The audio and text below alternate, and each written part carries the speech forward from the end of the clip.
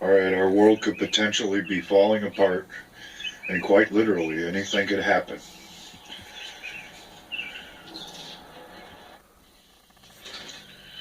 So why is it I'm working on a 49-year-old car? That's simple.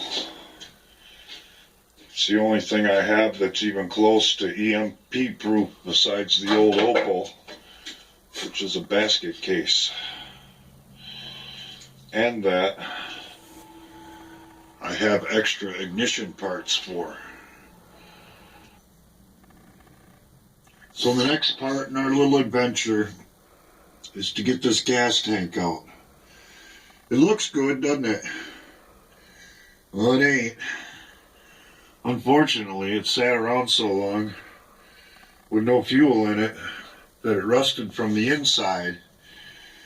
And you can literally see fuel, when it's got fuel in it, start leaking out all, it's like sweating out of pores. So I gotta change the gas tank. And that'll help piece all the stuff together for the floor with the tank out, because there's no way to get at it all with that panel in there. And if it's going to turn into a Mad Max world, I want a Mad Max car. And if it doesn't, at least I can say after 20 some odd years, I got the damn thing done. So, let's get that gas tank out of there. Step 1, jack up car.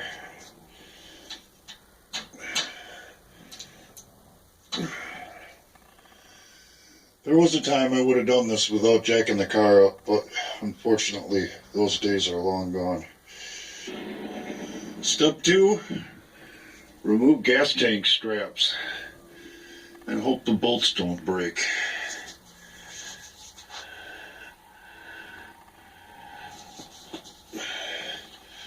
Alright, if this car had spent its life growing up in the Rust Belt,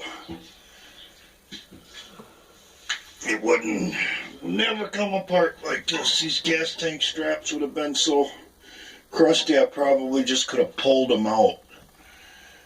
The reason the trunk is rotted out like it is, another thing that's kind of my own fault, the back window has always leaked ever since I got it, on the passenger side in the lower corner. And I decided, well, long time ago, while it was still on the road, to put a blanket in the back, which was fine as long as it didn't get wet. But once it started getting wet, it did all that damage.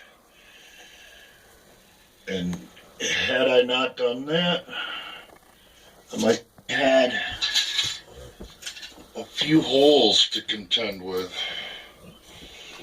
instead of a gaping canyon like is in there now. But that's the way it goes.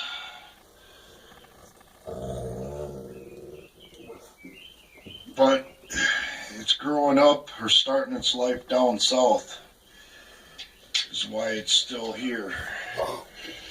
All of its brothers and sisters are refrigerators by now. And washing machines. So the last part of this little operation is get the sending unit out and make sure that's okay. If not, I'm going to have to buy one of them too. Well, it looks like the sending unit survived. All I got to do is put a new sock on it and it'll be good to go.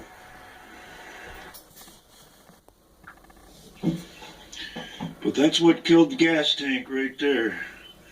Sitting around dry, and over time you always get a certain amount of water that collects in your fuel.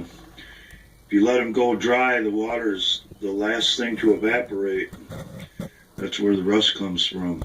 So it literally rusted through from the inside out. Well, that ends this part of the project. Now I gotta order a gas tank.